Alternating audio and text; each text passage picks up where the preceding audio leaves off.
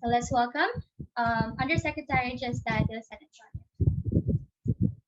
Thank you very much, Ms. Yani. Good afternoon, everyone. I am glad to be a part of this wonderful initiative. We are fresh from the World Conference on Education for Sustainable Development 2030 and a Berlin Declaration on Education for Sustainable Development has been actually agreed upon by the participating countries. I understand that you wish to know and find out how the Department of Education is making real the 17 Sustainable Development Goals in our curriculum. So for the first SDG on poverty, it's applicable to be integrated in the Edukasyon Pantahanan at Pangkabuhayan, TLE, TVL, and the Science and Technology subjects. For the second is the SDG on hunger, zero hunger, ending hunger, achieving food security, and improving nutrition and promoting sustainable agriculture.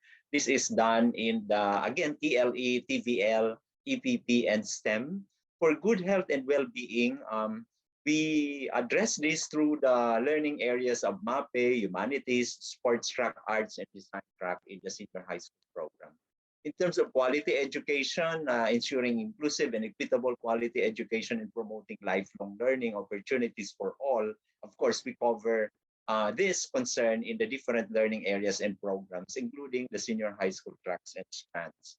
For the fifth SDG, gender equality, we address this through the learning areas of Araling Panlipunan, comprehensive sexuality education, music and arts. For the sixth SDG on clean water and sanitation, of course, this is covered in science and health and in STEM. Affordable and clean energy is addressed in areas of science, maths, and engineering programs and mathematics. In terms of decent work and economic growth, again, this is for EPP, TLE, and TVL.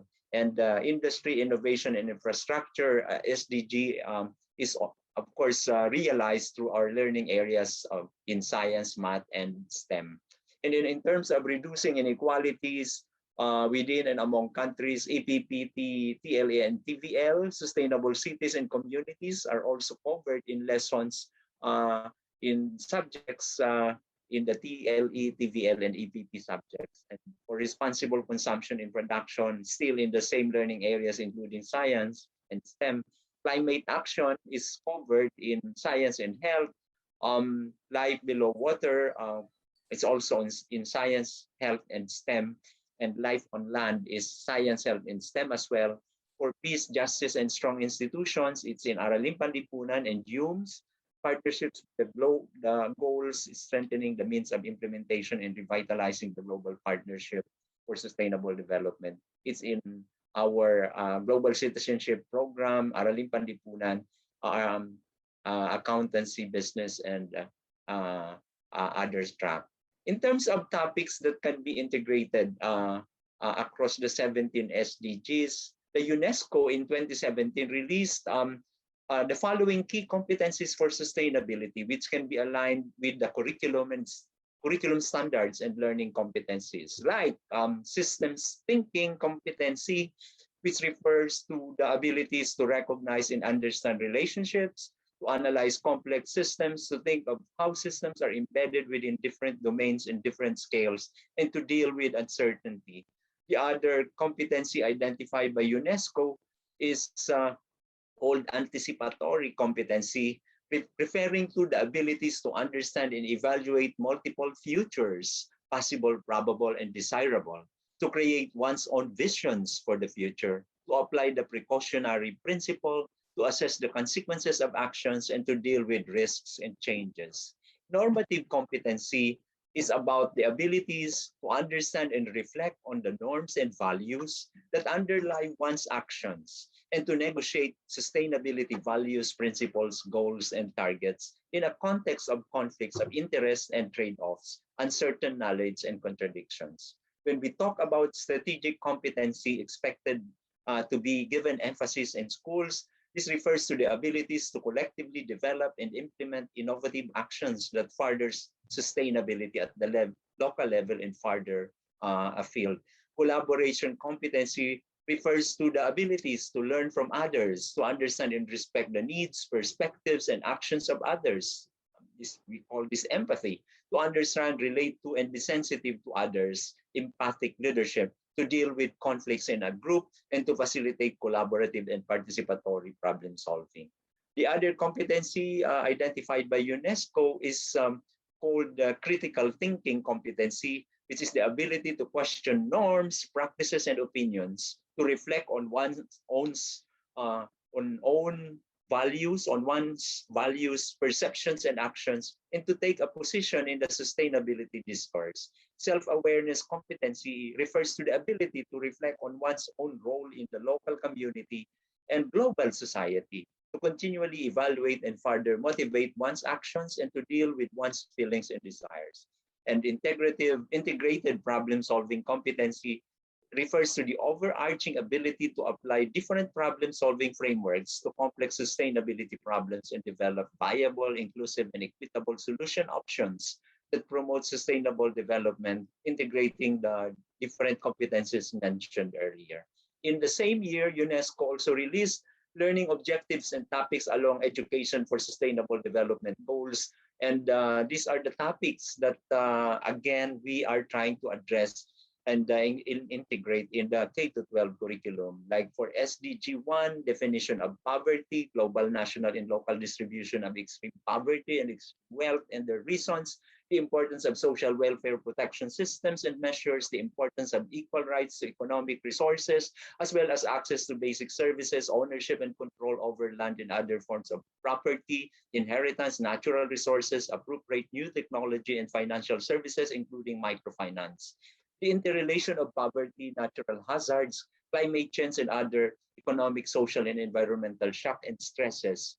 Work conditions related to poverty, such as sweatshops, child labor, and modern slavery, resilience of the poor in those in vulnerable situations, consequences of poverty, such as malnutrition, child and maternal mortality, crime, and violence, development cooperation, policy frameworks at the local, national, and international levels based on pro-poor and gender-sensitive development strategies. In terms of the second SDG, topics that may be covered in the curriculum include definition of the concept of hunger and malnutrition, groups that are particularly vulnerable to hunger and malnutrition, main drivers and root causes of hunger and malnutrition, including the relation between the climate change and food security, and the depletion of soil quality, consequences of hunger and malnutrition on the health and well-being of people, including practices like migration as adaptation, physical, emotional, and socio-cultural functions of food, hunger in relation to food abundance, obesity, and food waste,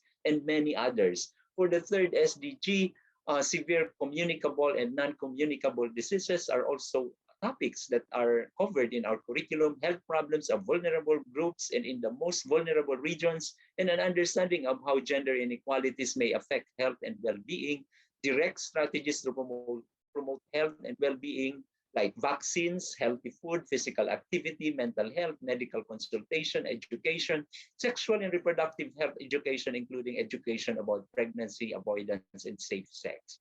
Indirect strategies in terms of public health to promote health and well-being, like political programs for health insurances, affordable prices of medicine, health services, including sexual and reproductive health care services, drug prevention, transfer of knowledge, and technology reduction of pollution and contamination, early warning and risk reduction, and many similar topics. For SDG 4, topics may include education as a public good, a global common good, a fundamental human right, and a basis for guaranteeing the realization of other rights, the Education 2030 agenda, and innovative and successful case studies from across the globe, the relevance of inclusive and equitable quality education and lifelong learning opportunities for all, and including the use of ICT at all levels for improving people's lives and sustainable development, and a lot more. And for the fifth SDG, gender as a social and cultural construct, gender inequality, traditional gender roles and structural discrimination,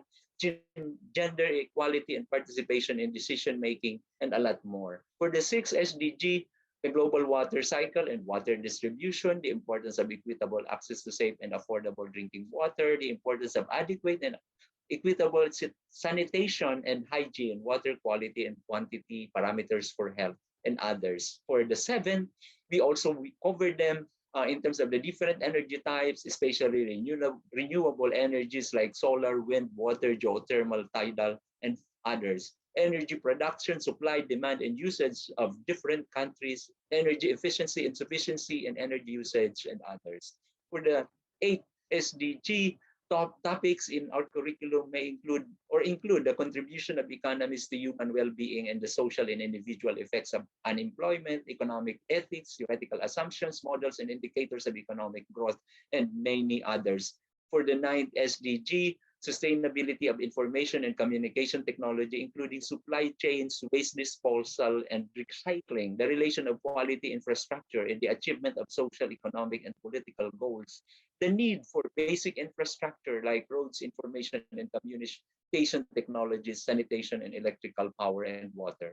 For the 10th SDG, social and economic and political inclusion versus inequalities on national and global levels, typical discriminatory categories, different indicators to measure inequality, the meaning of rights to land, property, and natural resources for equality, and the impact of inequalities on vulnerabilities and capacities.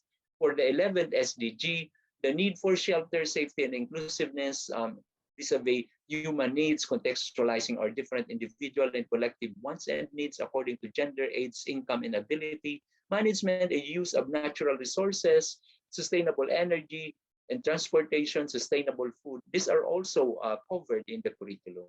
For the 12th SDG, advertising, peer pressure, belonging, and identity creation, production of consumption history, patterns and value chains, and management and use of natural resources, environmental and social impacts of production and consumption, and others. For the 13th SDG, greenhouse gases and their emission, energy, agriculture, and industry-related greenhouse gas emissions, climate change-related hazards leading to disasters like drought, weather extremities, and their unequal social and economic impact within households, communities, and countries, and between countries. For the 14th SDG, the hydrosphere, the water cycle, cloud formation, water as the great climate regulator. For the 15th SDG, ecology, competition, predator, prey, community dynamics, energy flow through food webs, dispersal and ranges, specific ecosystems, and others, and threats to biodiversity.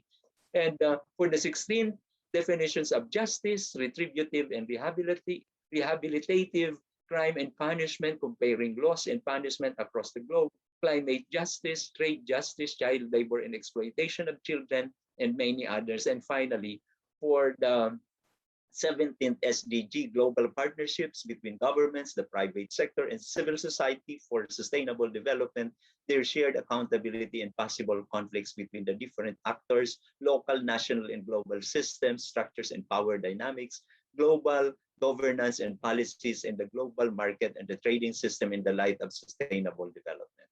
There are actually samples of competencies that we have mapped in our own curriculum documents, but I don't think you will be happy to, listen to another long list of things that I want to share with you. But just to really inform everyone that the Department of Education, our Department of Education in the Philippines, has been trying very hard to make sure that education for sustainability is made real in the lives of the youngsters who will actually inherit the world and this earth.